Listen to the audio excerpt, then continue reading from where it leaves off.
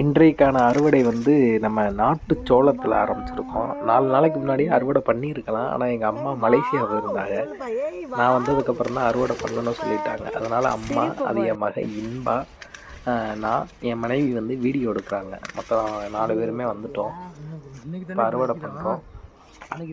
இந்த சோளம் வந்து 3 மாதம் 90 நாள் 100 நாளைக்கிட்ட ஆக பறித்து விதை போட்டு சோளத்தை பொறுத்த வரைக்கும் ஒரு 60 நாளில் வந்து 60 நாளைக்கு மேலே பூ வைக்க ஆரம்பிச்சிடும். அதுக்கப்புறம் ஒரு 15 நாள் 20 நாளில் நம்ம வந்து பூ வச்சதுக்கப்புறம் பறிச்சுக்கலாம். அது அடுத்து மக்கி உரமாயிடும். ரொம்ப பராமரிப்புலாம் பண்ணலை.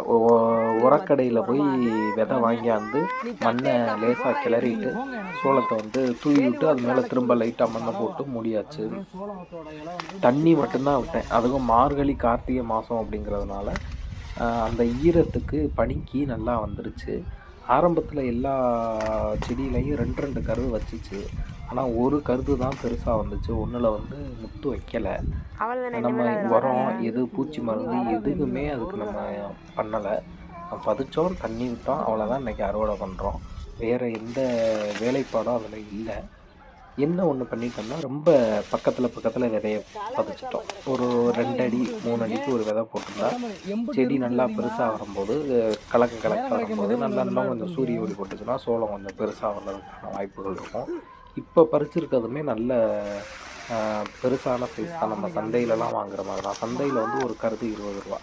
எங்கள் அம்மா என்னடா எல்லாத்தையும் நீயே பறிக்கிற, நான் ஒன்று பறிச்சுக்கிறேன், எனக்கு ஆசையாக இருக்குன்னா அவங்க ஒன்று பறிச்சாங்க.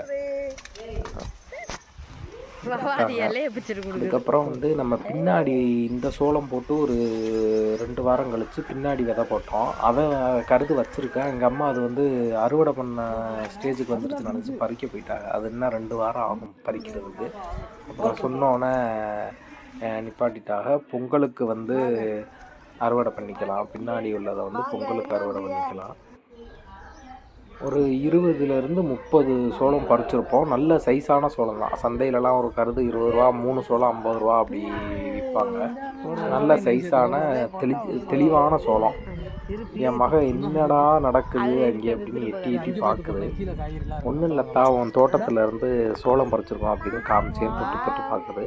நல்ல முத்துலாம் நல்லா மணிமணியாக நல்ல பெருசாகவும் இருந்துச்சு, தெளிவாகவும் இருந்துச்சு. எந்த பூச்சி தாக்கல் எதுவும் இல்லை.